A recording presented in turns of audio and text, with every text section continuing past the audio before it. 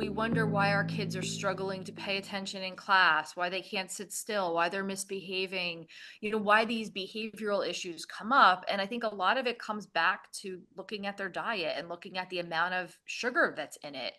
And most people don't realize how much added sugar is in their diet until they really sit down and start to look at those nutrition facts labels and write down the grams of sugar and look at the labels and see all the different forms of added sugar that are in many of the foods that, we assume to be healthy.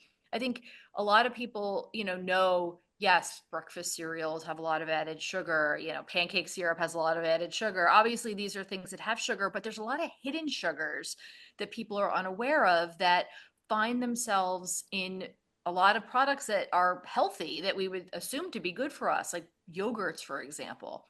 So you really do need to be pretty savvy when it comes to looking at sugar and trying to figure out how you can reduce it. And, one of the things from our research that I've been passionate about and trying to help people better understand is that, it's really a matter of making those changes and those small changes. It doesn't mean you have to like wake up and throw all the sugar out or throw everything in the pantry out the door that has any sugar in it.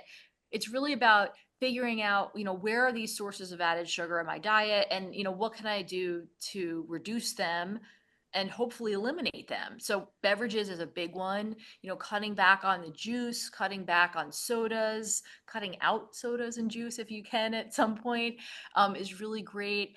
And then just kind of systematically going through, your diet and your, pantry and your refrigerator and really just figuring out where are these sources of added sugar and how can you change that.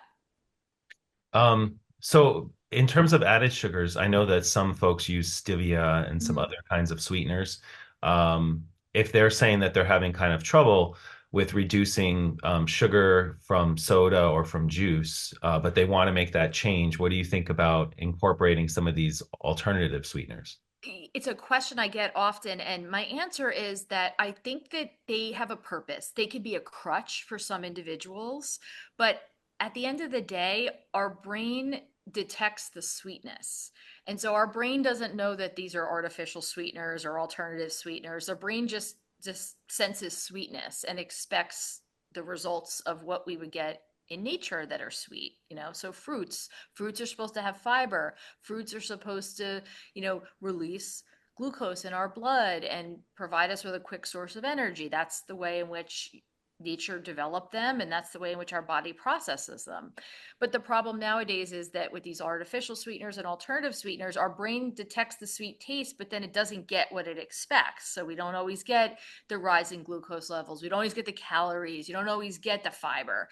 And so, really, these alternative sweeteners, they come across as being beneficial. And in some cases, they can be. If somebody just psychologically needs to use something that has one of these other sweeteners as a way to help them wean off of sugar, then I say, great, go for it. Use it as a crutch. But I think the end goal should really be to try to reduce our dependence on sweetness in general, because ideally we want to heal our brain and have our brain be able to function in a food society that isn't completely saturated with sweetness. And that's what we are essentially living with right now.